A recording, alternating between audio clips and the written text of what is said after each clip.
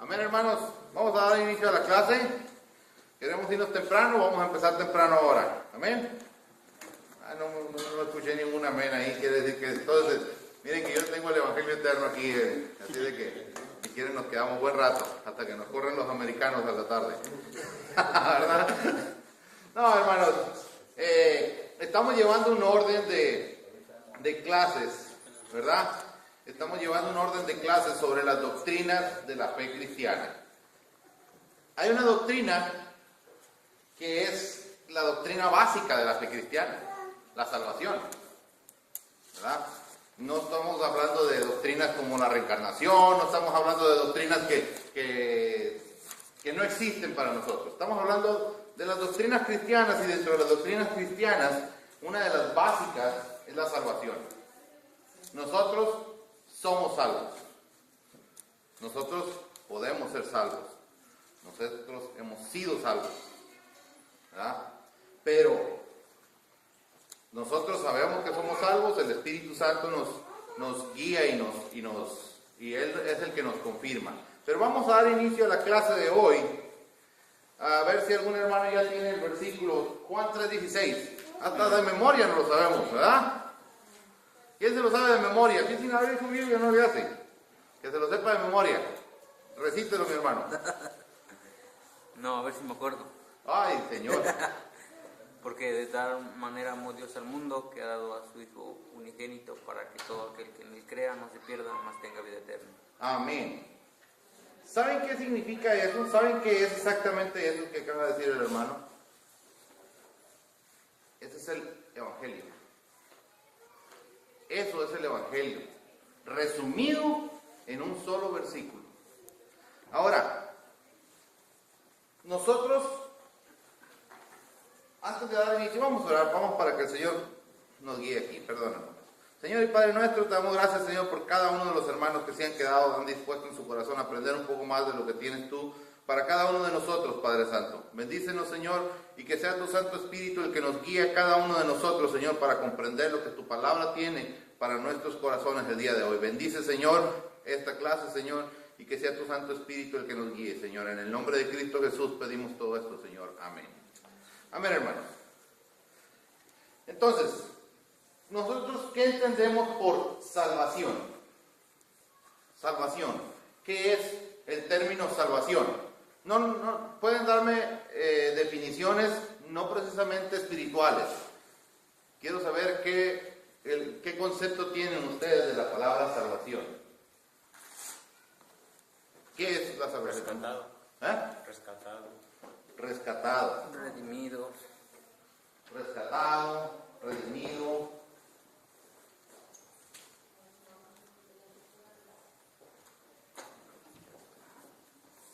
¿Alguien más? ¿Qué otro concepto tenemos por la palabra salvación?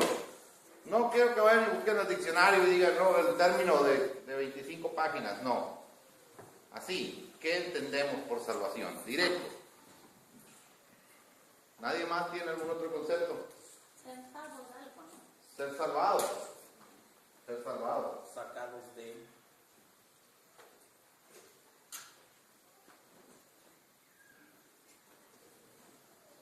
Sacado de... Puede ser. Ok. Vamos a ver. El término salvación es muy sencillo. La definición dice, esto, efecto de salvar. Es un verbo. ¿Ah? A una persona que está en peligro inminente. Eso es salvación. Bueno, también puede salvar a un animal, ¿verdad? No crean, ¿no? Pues, esos que aman a los gatitos y a los perritos también pueden salvarlos, ¿verdad? Pero en el concepto general es salvar a alguien de un peligro inminente. Así de sencillo. Ahora, ¿para qué es la salvación? ¿O para quién es la salvación? En el caso espiritual. En el asunto espiritual.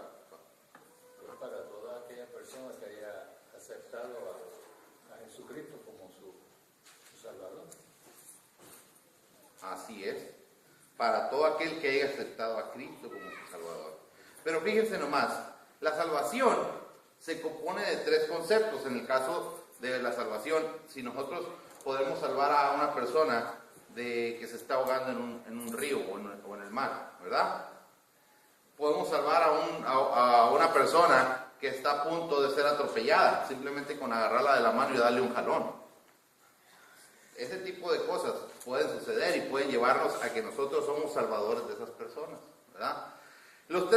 Hay tres conceptos que reúnen lo que es la salvación en sí. La persona, a ser salvada, se encuentra en un peligro de muerte o inminente, un peligro inminente.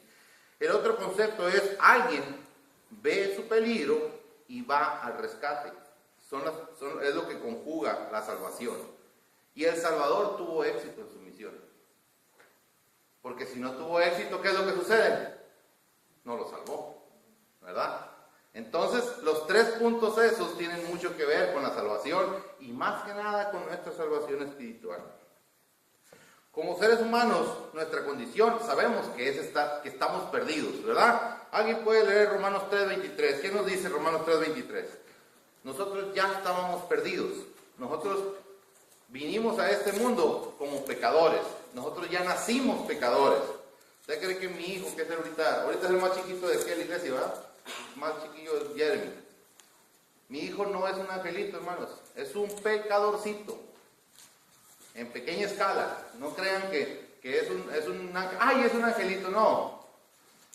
De vez en cuando yo le tengo que ir a la mano y se la dejo coloradita. ¿Por qué? Porque él tiene que aprender, tiene que ser disciplinado desde pequeño. A los niños no se les enseña a hacer las cosas malas. Ellos ya las traen por naturaleza. Si uno no los disciplina, pierde el control cuando llegan más viejos, ¿verdad? Pero ¿qué es lo que sucede? A los niños hay que llevarlos, ¿eh? Si usted no lo quiere llevar, pues vamos a ver lo que dice la Biblia. Pero ahorita no estamos hablando de eso. ¿Qué es lo que sucede? Cuando uno nace, ya nace con la maldad en el corazón. ¿Alguien ya lo tiene? Romanos 3:23. No, entonces yo lo busco. Todos pecaron y están destituidos de la gloria de Dios. Fácil, ¿verdad? Todos pecamos. ¿Cuándo pecamos nosotros? Todo el tiempo. Ya no entra a la naturaleza. Ya viene en nuestra naturaleza. Tenemos conocimiento y también ya aceptamos. Así es. Ahora, ¿qué es lo que sucede cuando uno está chiquito? ¿Verdad? Y si el padre no lo disciplina a uno, la sangre de ese niño va a caer sobre la cabeza del padre, dice la Escritura, ¿verdad? Pero si nosotros nos encargamos de disciplinar a nuestros hijos, y cuando ellos llegan a viejos, y ellos se deciden, por su propia conciencia, deciden, yo no quiero seguir a Cristo, esa sangre no les corresponde a ustedes. Así de sencillo. Dijo Pablo, dijo que su sangre esté sobre vuestras cabezas, porque yo de día y de noche me encargué de amonestarlos, creo que por 2 años, dice, ¿verdad? Cuando estaba en la orilla de la playa. ¿Por qué?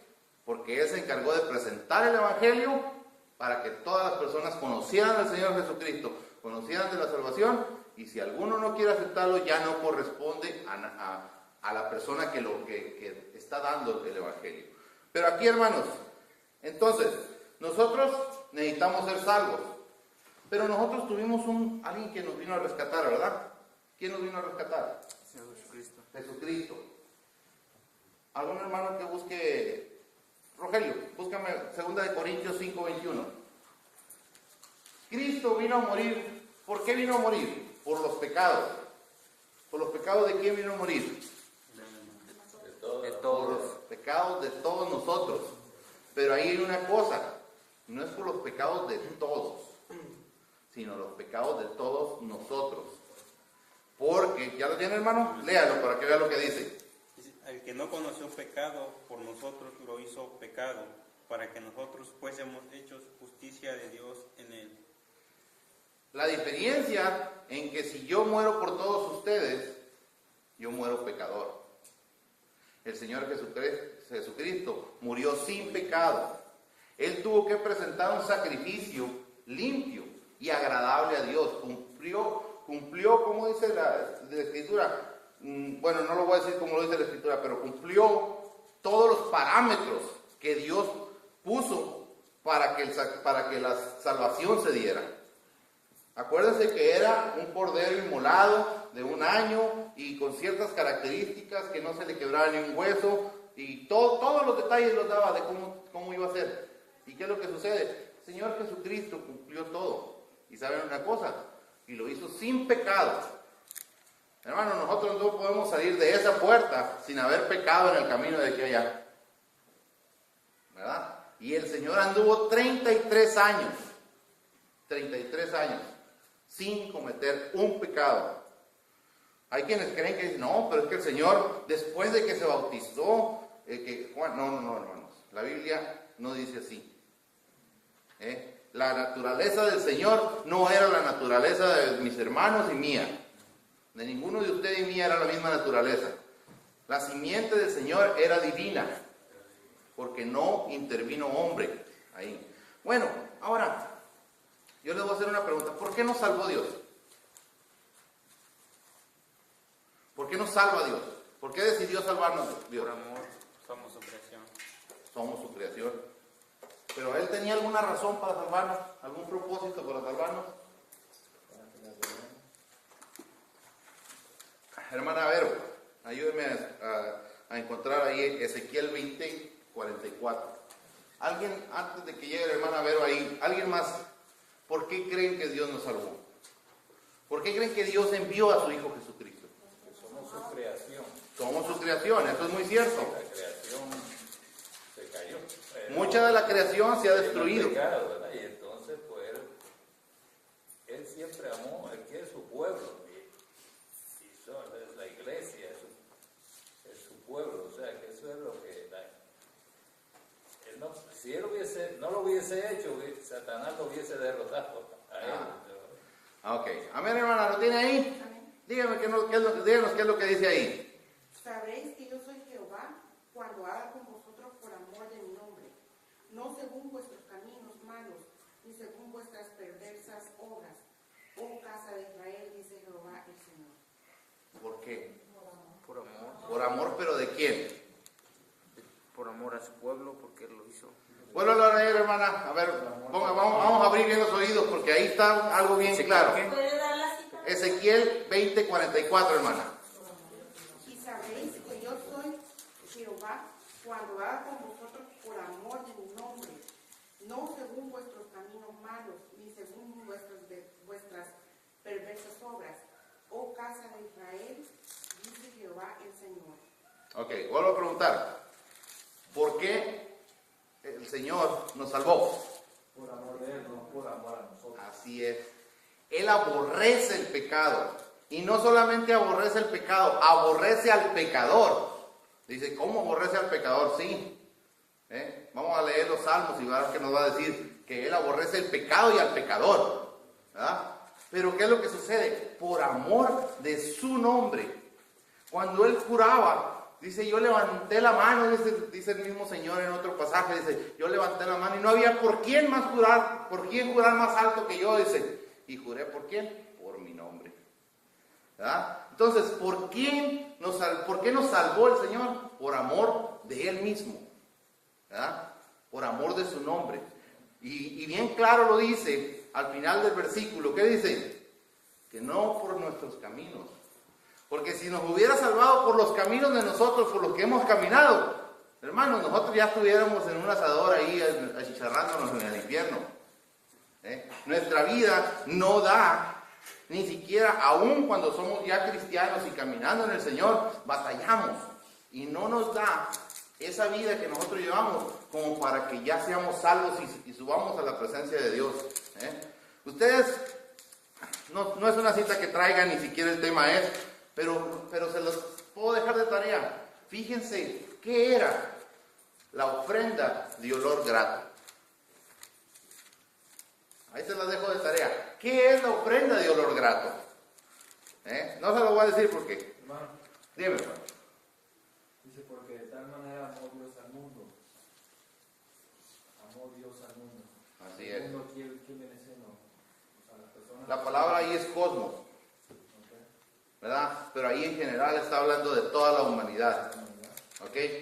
Pero Él, por amor de sí mismo, entregó a su Hijo para salvarnos a nosotros.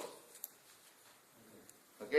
Si él no se hubiera amado a sí mismo, no nos hubiera amado a nosotros.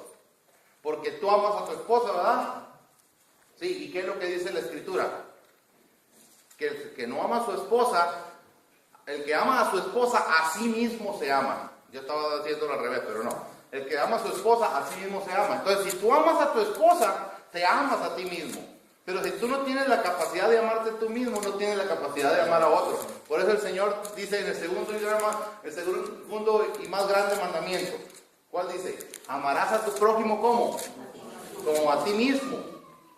Ahí está el secreto del amor. El secreto del amor no está en amar a los demás y odiar a los que uno quiere odiar. No, es odiarse o odiarse a uno mismo. ¿Saben? Yo les voy a decir así, algo que es real en mi vida. Hay una novela que está pasando en la televisión ahorita. No la veo porque ya es muy noche. Pero ¿saben una cosa? Si yo tuviera la capacidad o el tiempo de verla, yo la viera. Esa novela se llama... ¿Cómo se llama? Creo que se llama El Patrón del Mal. Yo estoy bien. Ya la estoy... ¡Ay, gloria a Dios, hermano! No, ¿saben por qué? Yo les voy a decir por qué. Yo les voy a decir el por qué les digo de esto, ¿verdad? Esas cosas eran muy malas lo que estaba haciendo ese hombre. Pero hay una cosa que él tenía, y muy importante, el amor a su familia. Y sabían que a ese hombre lo mataron precisamente por eso, por el amor a su familia. Pero ¿a cuánta gente odiaba y a cuánta gente mató él? Esa es la diferencia, ¿verdad?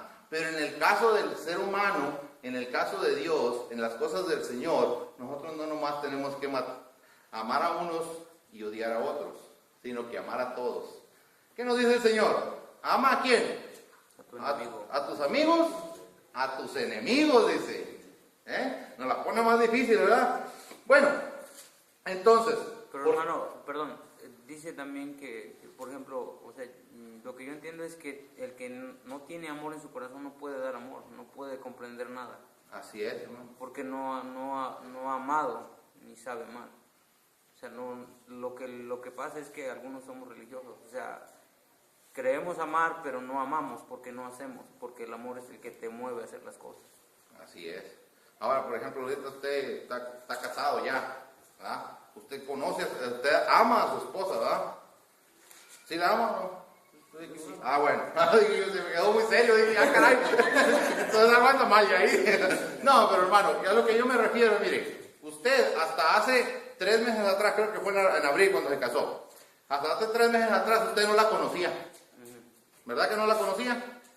Usted nomás le conocía el nombre, la conocía muy guapa, muy bonita, que usa falditas, que se peina así, o sea, le estoy hablando del aspecto físico y exterior de ella. Eso conocía.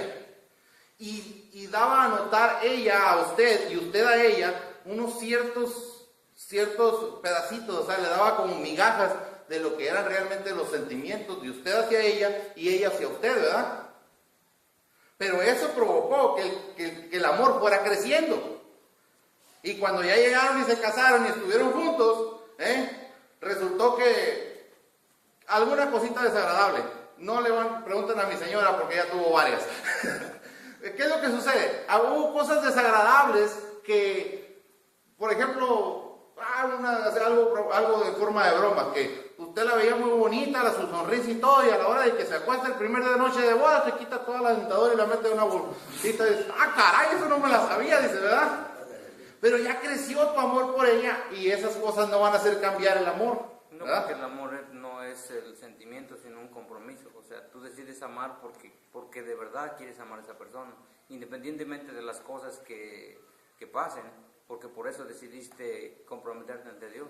O sea, eso no borra nada. Sigue siendo tu compromiso, no el sentimiento, sino el compromiso de amarla hasta que la muerte los separe. Así es. Pero eso es lo que yo digo, mira, si tú la vieras, es un ejemplo que yo puse, es un ejemplo, yo no sé si los dientes se de ella, pero bueno, no, a ver hermana, dígame. Yo creo que el amor no es un compromiso, el amor es amor y un compromiso. El amor nos lleva al compromiso. Pero si no hay amor, hay compromiso en otras cosas. Así el es. amor es más fuerte.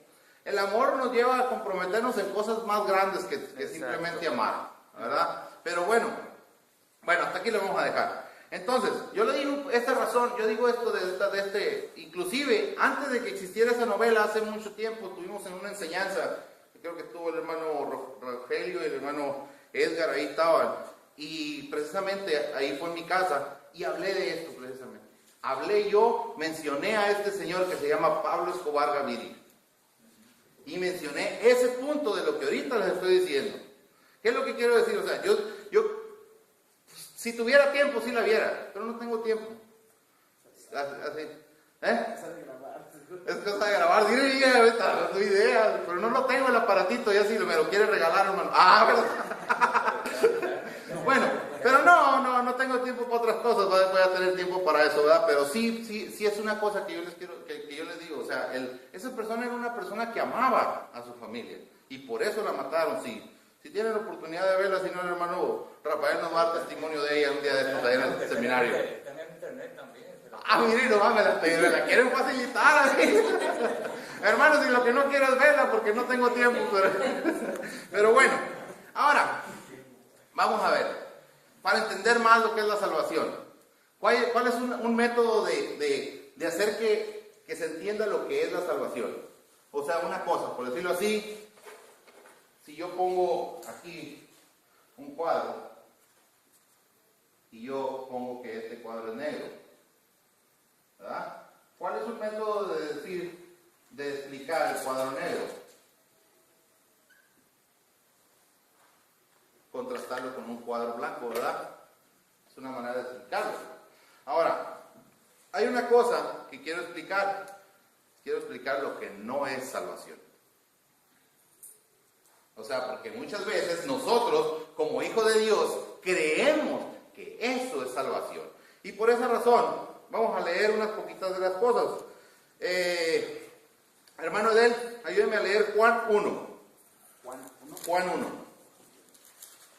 Nomás vamos a leer el primer capítulo del libro de Juan, del Evangelio según San Juan. ¿Todo el capítulo 1? Todo el capítulo 1. No todo el capítulo 1, no lo traigo en sí, pero nomás hasta cuando ya empieza a hablar de Juan el Bautista, que viene siendo hasta el 13. En el principio era el verbo y el verbo era con Dios y el verbo era Dios. Este era el principio con Dios. Todas las cosas por Él fueron hechas y sin Él nada de lo que ha sido hecho fue hecho. En Él estaba la vida y la vida era la luz de los hombres. La luz en las tinieblas resplandece y las tinieblas no prevalecieron contra ella. Hubo un hombre enviado de Dios, el cual se llamaba Juan. Este vino por testimonio, para que diese testimonio de la luz, a fin de que todos creyesen por él. No era él la luz, sino para que diese testimonio de la luz. Aquella luz verdadera que alumbra a todo hombre venía a este mundo. En el mundo estaba y el mundo por él fue hecho, pero el mundo no le conoció. A lo suyo vino y los suyos no le recibieron, mas a todos los que le recibieron, a los que creen en su nombre, les dio la potestad de ser hechos hijos de Dios. Amén. Hermano Edgar, ahí nomás bríquele la página. Juan 3, del 1 al 13. No más del 1 al 13. Porque voy a leer unas cosas y voy a mencionar de estos capítulos. Y quiero que ustedes ya los tengan en mente de lo que vamos a hablar. Juan 3, hermano. Juan 3, capítulo 3, del 1 al 13. Dice, había un hombre de los fariseos que se llamaba Nicodemo, un principal entre los judíos. Este vino a Jesús de noche y le dijo: Rabí, sabemos que has venido de Dios como maestro, porque nadie puede hacer estas señales que tú haces si no está Dios con él. Respondió Jesús y le dijo: es cierto te digo, que el que no naciere de nuevo no puede ver el reino de Dios. Nicodemo le dijo: ¿cómo puede un hombre nacer siendo viejo? Pues acaso entra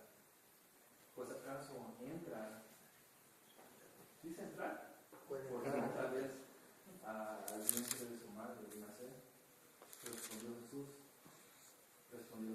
de cierto te digo, que el que no naciere de agua o del Espíritu, y del Espíritu, no puede entrar al reino de Dios. Lo que es nacido de la carne, carne es, y lo que es nacido del Espíritu, Espíritu es. No te maravilles que te dije, es necesario nacer de nuevo. El viento sopla a donde quiere y oyes su sonido, mas ni sabes de dónde viene ni a dónde va. Así es todo aquel que es nacido del Espíritu. Respondió Nicodemo y le dijo, ¿cómo puede hacerse esto? Respondió Jesús y dijo, ¿eres tú maestro de Israel y no lo sabes? ¿Y no sabes esto? De cierto te digo, que lo que sabemos hablamos, y lo que hemos visto testificamos, y no recibís nuestro testimonio. Si os he dicho cosas terrenales y no crees, ¿cómo creerás si os dijere las celestiales? Nadie subió al cielo, sino el que descendió del cielo, el Hijo del Hombre, el que está en el cielo. Amén, hermanos. Vamos a irnos rapidito. La salvación no es engendramiento natural. Nosotros no podemos engendrar a un hijo que nazca salvo, ¿verdad? No es por determinación personal. ¿Qué es lo que dice Juan 1? Dice que Dios les dio la potestad de ser hechos hijos de Dios, ¿verdad? Que a través de la decisión que ellos hicieron, el Señor les dio la potestad de ser hechos hijos de Dios.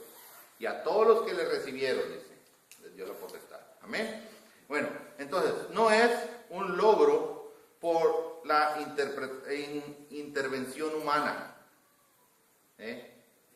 No es por la intervención humana. Eso de que yo te entrego la salvación y tú eres salvo ya, no, eso no tiene nada que ver. Esos 3 puntos tienen mucho que ver con el capítulo 1 de Juan. Ahora, no es un cambio físico. ¿Qué es lo que dijo Nicodemo en Juan 3:3? Que dijo que ¿a poco puedo entrar otra vez al vientre de mi madre? Voy a leer este versículo y quiero aclararles una cosa que nosotros a veces no comprendemos de esto. Dice, respondió Jesús y le dijo, de cierto te digo, que el que no naciere de nuevo no puede entrar al reino. Luego dice Nicodemo, le dice, ¿cómo puede un hombre nacer siendo viejo? ¿Puede acaso entrar por segunda vez al vientre de su madre y nacer? Aquí en el versículo 3 hay una palabra que dice nacer de nuevo. Y se traduce de un vocablo griego que también el significado se le puede dar nacer de lo alto. Pero la capacidad de Nicodemo en ese momento lo hacía ver nacer de nuevo. Y no nacer de una manera espiritual. Amén. Ahora, no es un cambio social o geográfico. Ok, yo ya soy salvo, ya no me cuento con la chusma. ¿No hay esa palabra? Algunos digan. Sí, no, ¿qué sucede? Ya no es un cambio geográfico. Ok, si usted ya es salvo, no por eso va a vender su casa y se va a ir a un fraccionamiento o a una zona residencial cristiana. No, hermanos, no es así. No es así. Hermano Miguel, ayúdeme con 1 Corintios 7, 20 y 23, del 20 al 23. Y hermana Olga, me ayuda con Colosenses 3, del 22 al 24. Colosenses 3, del 22 al 24. Eso no tiene nada que ver. Ahora, otra cosa, movernos de una área social o geográfica, nosotros no nos vamos a ir, en cuanto seamos salvos, nos vamos a ir al cielo. No vamos a ser arrebatados en cuanto seamos salvos. Hermanos, ya estuviera pelón aquí, ¿verdad? Tenemos que quedarnos aquí para testificar. ¿Ya lo tiene el versículo, hermano Miguel? ¿Es 7, 20, 23? Segunda, no, le dije segunda, ¿verdad? Es primera. Primera. Es primera, ok. 1 Corintios 7, del 20 al 23. Dice, cada uno en el estado en que fue llamado, en él se quede. Fuiste llamado siendo esclavo, no te dé cuidado, pero también, si puedes hacerte libre, procúralo más. Porque el que en el Señor fue llamado, siendo esclavo, liberto es en el Señor. Asimismo, el que fue llamado, siendo libre, esclavo es de Cristo. Por precio fuisteis comprados, no os hagáis esclavos de los hombres. Amén. Hermana Olga, ¿lo tiene? Ajá, en Colosenses 3, 22 al 24. Así es, hermana. Siervos, obedeced en todo a vuestros amos terrenales, no sirviendo a locos como los que quieren agradar a los hombres, sino con corazón sincero, temiendo a Dios. Y todo lo que hagan, hacerlo de corazón como para el Señor y no para los hombres, sabiendo que del Señor recibirán la recompensa de la herencia. Porque a Cristo el Señor servirá. Mas el que hace injusticia recibirá la injusticia que hiciere, porque no hay excepción de personas. Amén. Hermanos, nosotros no fuimos introducidos a lo que es ¿cómo se llama? La salvación por un hombre. Dice así, cada uno en su estado en que fue llamado, en él se quede. ¿Qué quiere decir esto, hermano? Eso es una confusión que nos lleva a todos, a mucha gente. ¿Cuántos han visto a una hermanita y a un hermanito y un hermanito que vienen a la iglesia y que no son casados? Que empiezan a venir, que se los gana para Cristo. Hay muchos, ¿verdad?, que no son casados, ¿verdad? ¿Qué es lo que sucede? Yo les voy a decir esto. Si se lo fueron ganados de esa manera, o por ejemplo, que son divorciados y están a punto de casarse y llegan a Cristo, y muchas veces se malinterpreta esto y hasta hacen romper esa relación muchas personas. ¿No han oído de ese tipo de situaciones? Yo sí, hermano, de un testimonio en Tijuana, donde el hermano, esta persona tenía una pareja primeramente y tuvo 5 hijos con ella. Y él no iba a la iglesia. Entonces su mujer se hizo cristiana con todos sus hijos. Entonces se separó él de ella. Entonces fue con otra persona, otra mujer, se casó con ella. La mujer se hizo cristiana también. Entonces también se separó con ella, pero con ella se casó. Entonces, no, con ella no se casó, entonces fue a Florida y se casó con la que estaba en Florida, se hizo cristiana y se hizo cristiano él. Entonces...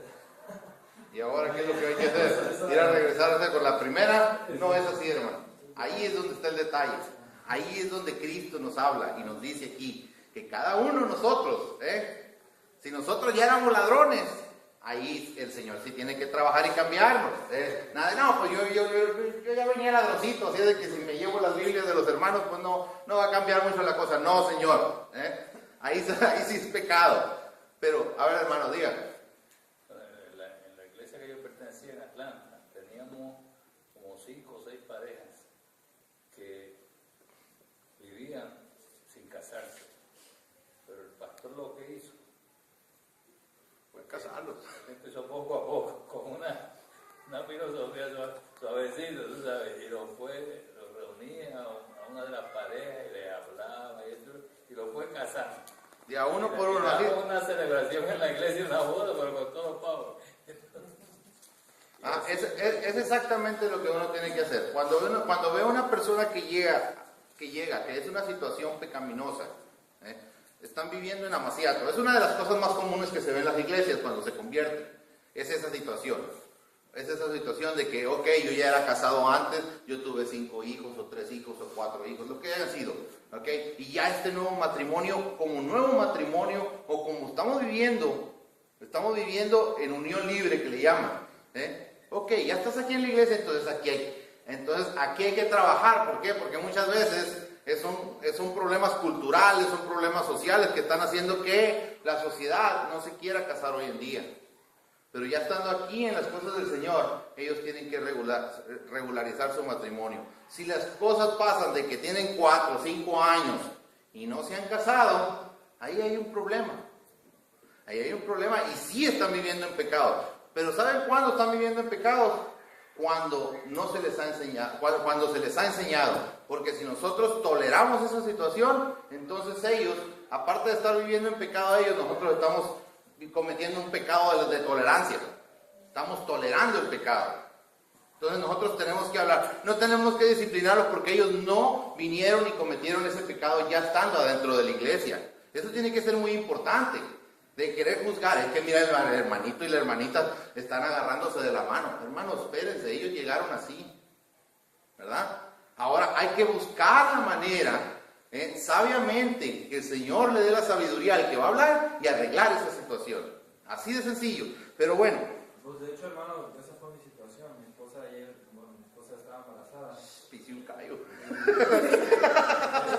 No me la sabía eso, hermano. Ya salió solito. El hermano Jorge nunca me dijo nada, pero conforme pasó el tiempo, o sea, el Espíritu Santo, o había algo que hiciera el Espíritu Santo que me dice, ¿sabes qué? Cásate. Pero algo me Sí, se llama Dulce. Es el espíritu de Dulce, hermano. Bueno, ok, vamos a seguirle porque si no aquí nos acaba el tiempo y no terminamos. Otra cosa que no es salvación es una apreciación intelectual. Mateo 7:21. Edel, tú eres rápido con la espada. Hermana Flora, me ayuda ahorita cuando le diga Efesios 2 del 1 y 2. Así es, Mateo 7:21. Edel, por favor. Y léelo en cuanto lo tengas. No todo el que me dice Señor, Señor, entrará en el reino de los cielos, sino el que hace la voluntad de mi Padre que está en los cielos. ¿Está ahí, verdad? Ok, hermanos. Es una situación intelectual la que nos lleva a la salvación. Yo porque me conozca la Biblia desde Génesis 1:1 hasta Apocalipsis 22:21, me la recite de memoria. ¿Eso me va a llevar a la salvación? No. Ahora, ¿yo le puedo decir Señor al Señor? ¿Por qué? Porque es Señor. El que yo no sea salvo, a Él no le quita de ser el Señor, ¿verdad? Ahora, yo puedo llegar hasta hacer milagros. Porque es lo que dice, profetizamos en tu nombre y en tu nombre echamos fuera demonios. Pero ¿qué es lo que sucede? Al Señor Jesucristo también le dijeron los de estos, ¿cómo se llama? Los fariseos, los sacerdotes, le dijeron, en el nombre de Belcebú echas fuera los demonios, ¿verdad? Ahí está gruesa la situación. No digo que muchos pase ese tipo de cosas, sino que tenemos que estar seguros en qué estamos parados. Cuando nosotros sacamos un demonio, cuando nosotros le decimos Señor al Señor, si nosotros estamos parados en la roca que es Cristo, nosotros no tenemos temor de decirle Señor a nuestro Señor, ¿verdad? Amén, hermana Flora. Dice, y Él os dio vida a vosotros cuando estábamos muertos en nuestros delitos y pecados. Amén. ¿Saben una cosa? No es por evolución. Este es el versículo que traía para este punto, el punto número 7. No es por evolución. La fe, la salvación no es por evolución. No estoy hablando de la evolución del hombre, no. Imagínense que la salvación es de que te llegó una chispita y más adelantito te va creciendo esa chispita dentro de ti. Llega un momento en que ya explota dentro de ti, ya eres salvo, ¿no? O sea, que vas a los estudios bíblicos y esto y el otro y va a llegar un momento en que seas salvo. ¿Por qué? Por algo que tú evolucionaste. Evolucionaste en el crecimiento y en el conocimiento de la palabra. No es así. El Señor Jesucristo dice que nos va a sellar con su Espíritu Santo en el momento en que nosotros creamos en Él. ¿Y cuándo nosotros creímos en el Señor Jesucristo? Cuando escuchamos de Él. Cuando escuchamos de Él. Pero, por ejemplo, yo le voy a preguntar a usted, ¿en qué momento usted fue salvo? Cuando escuché de Él. Cuando usted escuchó de Él. Cuando empecé a aprender de Él. Cuando empezó a aprender de Él. O sea, de por sí tenía un conocimiento de que Dios existía, pero cuando me presentaron el Evangelio y reconocí que yo necesitaba de Él, yo lo acepté como Salvador. O sea, lo que dice, por eso es importante entender que hay alguien que nos empieza a hablar del Evangelio. Oh, claro, que es algo muy importante. Porque no podemos ser salvos por nosotros. O sea, la salvación viene de Dios, pero alguien nos tiene que hablar de Él. La fe viene por el oír y el oír por palabra de Dios, no por el oír otras cosas. Si usted empieza a oír del presidente de los Estados Unidos que va a hacer esto, le va a poner la fe en él. ¿Ah? Si usted empieza a oír de alguna otra persona, ¿a quién va a poner la fe? En la otra persona. Pero si usted empieza a oír de Cristo, pone su fe en Cristo y usted es salvo. Esa es la gran diferencia. El presidente de los Estados Unidos no puede hacer ninguna otra cosa más que decirle que Dios te bendiga y yo no puedo hacer nada. ¿Verdad? El día que se esté muriendo. Ok, Juan 10:28. No es por una reforma o mejoramiento de una persona. Aquí dice, y yo les doy vida eterna, y no perecerán jamás, ni nadie los arrebatará de mi mano. Él es el que nos sella y nos da la vida eterna. Nosotros, si se dan cuenta, nosotros no estamos, cada paso que damos, estamos llegando a un nivel más elevado de que no podemos alcanzar la salvación nosotros. Nada de lo que hagamos. A ver, vamos al siguiente. Primera de Pedro 3:21. Ese yo lo busco, tipo, rapidito. Primera de Pedro 3:21. ¿Saben una cosa? Esto no es por bautismo. Traigo mal el versículo. Porque Primera de Pedro no tiene... no, estaba mal yo aquí. Dice así. Dice, el bautismo que nos corresponde a esto, ahora nos salva, no quitando las inmundicias de la carne, sino como la aspiración de una buena conciencia hacia Dios por la resurrección de Jesucristo. A ver, yo les voy a decir una cosa. ¿Cuántos de ustedes han oído que el bautismo, que llegan a una iglesia o algún cristiano en la calle los aborda y les dice, pero tú estás bautizado en el nombre de Jesucristo y ya recibiste el Espíritu Santo y ya hablaste en lenguas y ya esto? Es la iglesia pentecostal que habla así. Así es, pentecostal. Esa es la palabra correcta, pentecostal. No pentecostés, hermanos, no confundamos esta situación. Eso lleva a funciones. Pentecostal, ¿ok?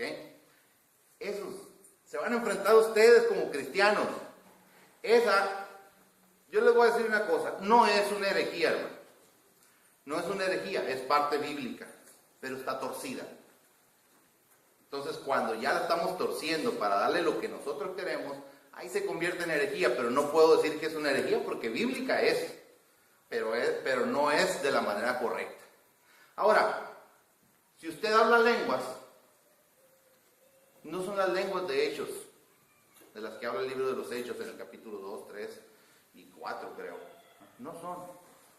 Las lenguas que hablaban ahí son las lenguas para que, si nosotros vemos el contexto de eso, había mucha gente. Y precisamente el pastor nos lo dijo ahora en la predicación. De todas partes del mundo llegaron ahí, el día de Pentecostés. Y había de Asia, había griegos, había romanos, eran judíos, pero vivían en los imperios esos, que venían de otras partes, imperios babilonios, todos los imperios que llegaban, pero eran judíos que estaban en la diáspora. ¿Y qué idiomas hablaban? Los que se hablaban allá. Ustedes están aquí en Estados Unidos como yo, y mis hijos ahorita están creciendo, ¿y qué es lo que sucede? Hablan español y hablan inglés. Cuando ellos se casan con una persona americana, ¿y qué es lo que sucede? Ellos hablan muy buen inglés, la mujer americana habla inglés, ¿qué es lo que sucede? Mi nieto va a tener problemas conmigo, ¿verdad? No va a tener problemas conmigo, sí, ¿verdad? Pero va a tener problemas de comunicación conmigo. Esa es la situación. Entonces, cuando estaba Pedro, que se para en el sermón del libro de los Hechos, que el primer sermón de la iglesia, ¿qué es lo que sucede? Que dicen, estos están borrachos. Y luego dice otro, oye, pero si les entendimos en el idioma que nosotros somos, O sea, no estaban hablando lenguas, pero no estaban hablando las lenguas de... ¿Han oído eso? No me estoy burlando, pero saben una cosa, eso yo también los hice ahorita aquí y no estoy hablando en lengua. ¿Saben lo que provoca las lenguas? Yo les voy a decir una cosa. ¿Saben lo que provoca el que Dios a muchas personas les permite hablar en lenguas? les permite que nosotros nos llenemos de soberbia espiritual. No es malo, hermano. No es malo eso. Pero quiero que sepan una cosa, eso es peligroso. No me burlo de esa gente. Ahora, yo tengo muchos amigos que participan de eso. ¿Verdad? ¿Qué es lo que quiero yo decir? O sea, ¿es antibíblico? No es antibíblico. Pero la Biblia nos da un orden de cómo la cosa se tiene que hacer. Y yo he estado en iglesias que lo que no hay ahí, lo que menos hay, es orden. Que porque está hablando el Espíritu Santo, nadie le entiende, pero está hablando el Espíritu Santo. Gloria a Dios, paran el culto, dejan de predicar y dejan que esté gritando el hermano o la hermana. Eso no es así, hermano. Yo conocí una hermana en una iglesia que estaba hablando en lenguas y le abría los ojos y le daba un coscorrón al niño porque estaba portando mal y seguía hablando en lenguas. Hermano, eso nos da a pensar algo, ¿no? O sea, no. Dígame, hermano. Pero la Biblia dice que la persona que habla en lenguas tiene que traducir lo que está hablando. Otra persona lo tiene que traducir. Sí.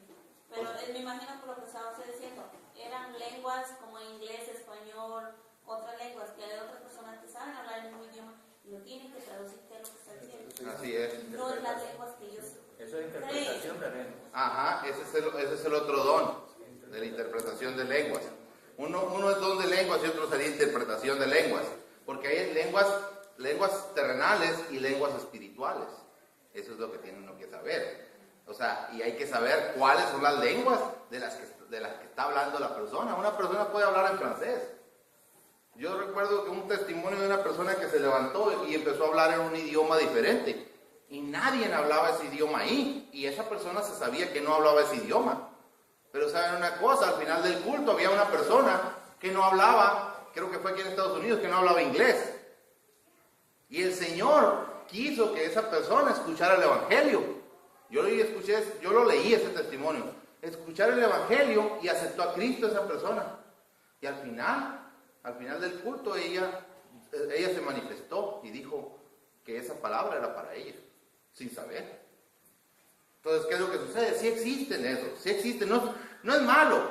Lo que es malo es que, por ejemplo, eso que les digo, que nos llenemos de soberbia espiritual. Yo hablo en lenguas. Y yo voy a una iglesia donde se habla lenguas.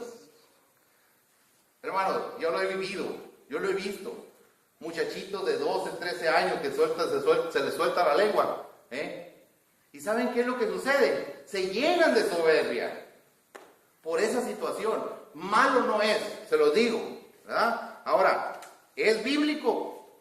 Hermanos, yo no puedo negar lo que dice la Biblia. Ahí está.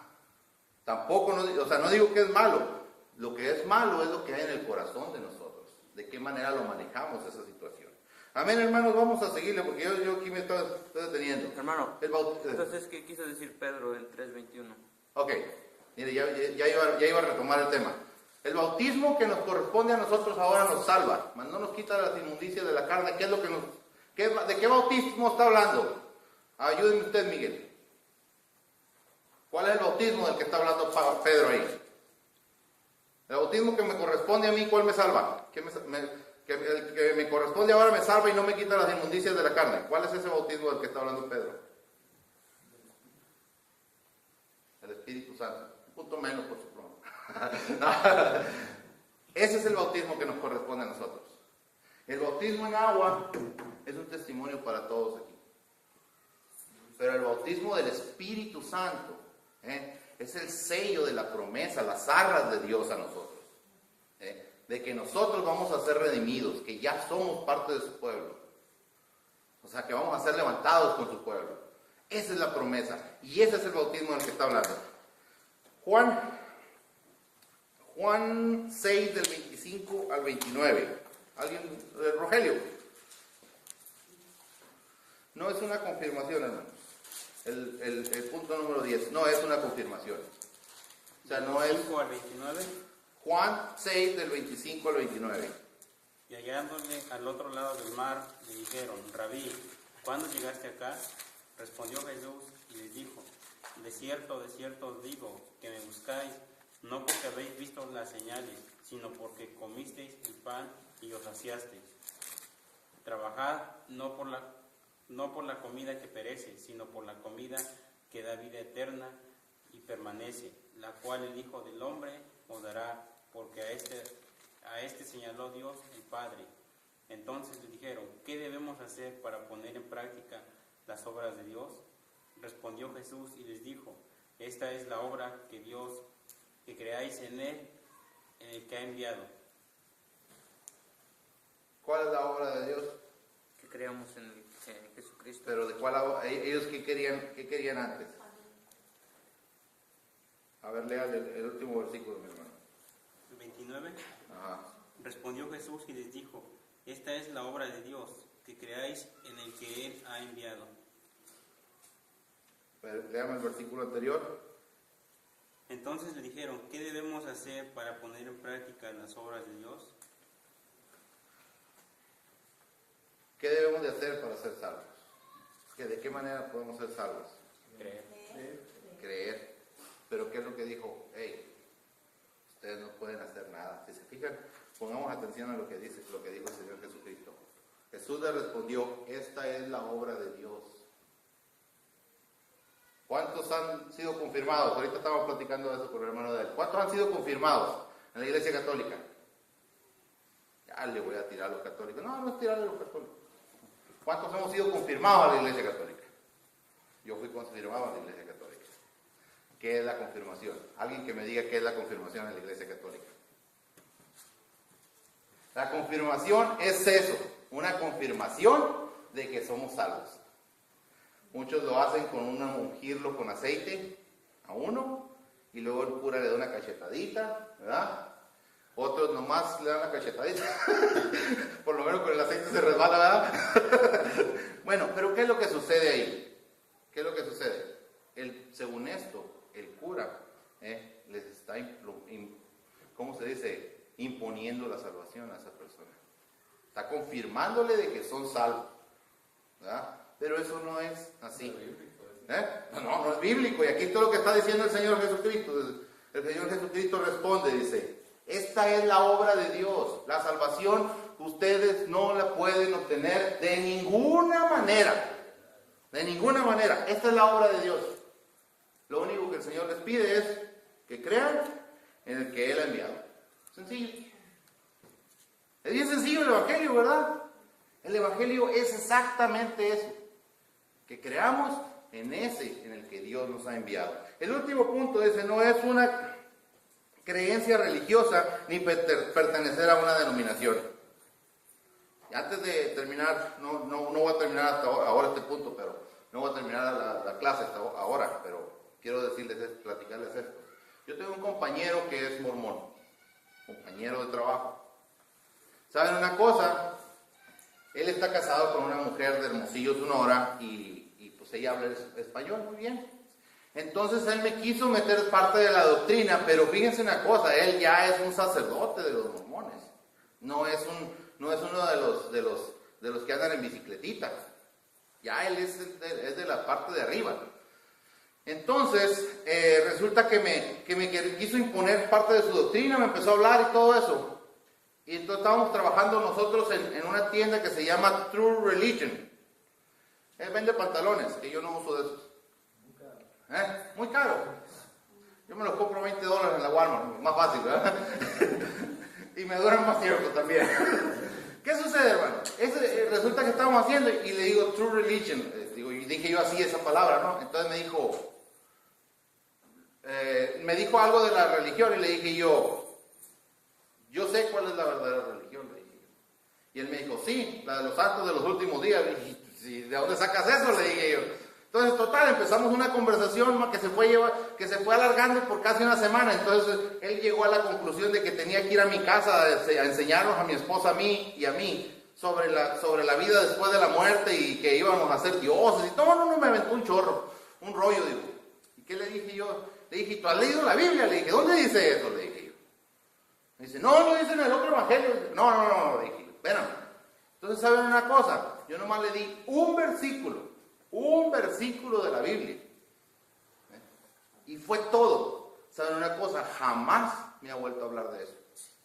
Solamente un versículo. Y no fue por el versículo, sino fue porque el Espíritu Santo me lo dio en ese ratito, ¿ah? Porque dijera uno, no, pues, ¿saben una cosa? Ahora, si nosotros nos agarramos y decimos, no, pues este es el versículo clave, si les digo cuál versículo es, y van a decir, este es el versículo clave para cuando nos vemos con un mormón y esto y el otro. Hermanos, no funciona así. No funciona así. El versículo ese lo puede, el mormón que se le presente a usted de alguna forma, va a estar con todas las de ganar a veces. ¿Por qué? Porque uno a veces ni orado está. Ni orado, ni preparado, ni nada. Y llega y les tira el versículo, y les tira otro, y les tira otro, y les tira otro, y ellos le regresan, y se lo regresan, y se lo regresan. No es así la situación, ¿verdad? Es solamente la obra de Dios. Y el diablo sabe con quién se mete también, ¿verdad? Así es de que, hermanos, no es por de ninguna denominación. Ahora, Mateo 7, 21 al 23, ya lo leímos, Los judíos creían que ellos iban a ser salvos. ¿Los judíos todos van a ser salvos? A ver, ¿quién más? ¿Quién da más? ¿Quién dice que sí? ¿Algún judío? No, hermanos. El remanente de Dios va a ser salvo. El remanente. En cada una de las etapas del pueblo judío había su remanente. Había un remanente de Dios. ¿Elías era el único, no? ¿Elías era el único? No, había 7,000. Yo tengo guardados otros 7, Señor. ¿Ah? Creía él que era uno. ¿Qué remanente dice? ¿Qué remanente? ¿Qué es remanente? Es como nosotros aquí. Somos un remanente de Dios. Es un grupo. ¿Ok? Es un grupo. Nosotros somos el remanente de, por ejemplo, de Green Valley. Somos el remanente de Dios. Somos el grupito de Dios. Aunque todos vivimos en Henderson y todos somos ciudadanos de Henderson, por decirlo así, ¿verdad? Pero nomás el grupo es el remanente de Dios. Es el único que tiene comunión con el Señor.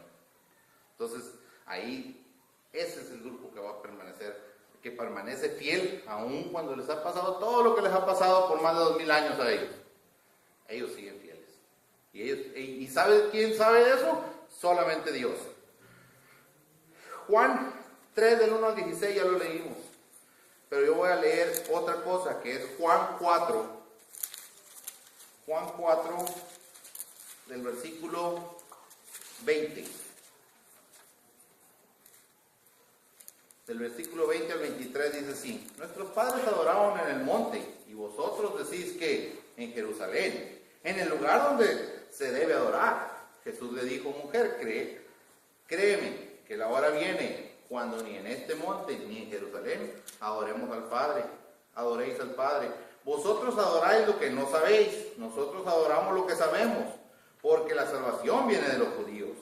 Mas la hora viene, y ahora es, cuando los verdaderos adoradores adoren al Padre en espíritu y en verdad, porque también el Padre tales adoradores busca que le adoren.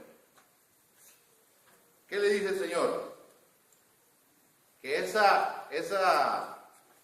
ese hilo tan delgado se va a romper, y ahora lo que anda buscando son adoradores que le adoren del corazón, y no que vayan y hagan sacrificios allá a Jerusalén. No por pertenecer al pueblo judío nos garantiza la salvación. No por pertenecer a la iglesia bautista, la gran comisión, nos garantiza la salvación. No por pertenecer a ninguna denominación, sino por pertenecer al cuerpo de Cristo. Es lo único que nos puede llevar a la salvación. No hay otra forma. Hermanos, posiblemente algunos ¿cómo le diré? Dentro del crecimiento espiritual que he llevado durante toda su vida, se ha topado con las iglesias pentecostales. Hermanos, no tengo nada en contra de ellos, no tengo nada en contra de nadie. Cualquier cosa respecto a lo que he dicho, estoy abierto, y con la Biblia también abierto, ¿verdad? No es antibíblico, hay cosas que no son antibíblicas y hay cosas que son antibíblicas, o cualquier cosa se puede ver a la luz de la palabra. Yo sé que muchas veces nosotros, ya hice un callo aquí hace ratito y pegó el brinco el hermano, no, sí, aquí pasó esto, ¿verdad? Pero no, hermanos, todo esto es para la edificación de nosotros. Las lenguas no son malas, pero las lenguas son mal usadas. Quiero que quede bien claro. No son malas, pero son mal usadas, y eso es lo que nos hace que muchas iglesias hasta la prohíban.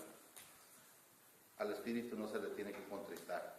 Pero el espíritu del profeta está a la disposición del profeta. No el profeta va a dejar, el profeta tiene el control del espíritu que está sobre él. Eso es muy importante. Así de que, hermanos, hasta aquí termina la clase del día de hoy. Vamos a orar. No quedó terminada, pero posiblemente avancemos más adelante. Vamos a orar para que el Señor sea quien nos guíe, que nos lleve y que todo lo arregle Él de acuerdo a su voluntad. Señor y Padre nuestro, gracias te damos, Señor. Padre, bendice a cada uno de mis hermanos, Señor, porque pusieron el esfuerzo, Señor, de escuchar un poco más de lo que tú tienes para cada uno de nosotros. Bendice, Señor, bendice a cada uno de mis hermanos aquí, Señor, bendice a cada uno de mis hermanos en el culto también, Padre Santo. Aquellos que no se pudieron quedar por alguna razón, Señor, bendícelos, Señor, y que de alguna forma, Señor, tu palabra, Señor, llegue hasta allá, hasta donde se encuentren, Padre Santo. Sabemos que algunos trabajan, pero sabemos que hay otras razones por las que no pueden estar. Bendice a cada uno de ellos, Padre. Bendice, Señor, este servicio, esta escuela dominical, Señor, y que día con día crezcamos, Señor, más en el conocimiento de tu palabra, Padre. Que ese es el único propósito por el cual nosotros nos paramos aquí, Señor, por el cual nosotros estamos aquí, Padre Santo, para crecer en lo que es tu palabra, Señor, crecer en el conocimiento de tu palabra, que es lo único que nos lleva a la vida eterna, Padre Celestial. Bendice, Señor, a cada uno de mis hermanos que nos disponemos a despedirnos de este lugar, mas no de tu presencia, Señor. Llévanos con bien a cada uno de nosotros, Señor, en el nombre de Cristo Jesús, Señor. Amén. Así, hermanos, la clase está terminada.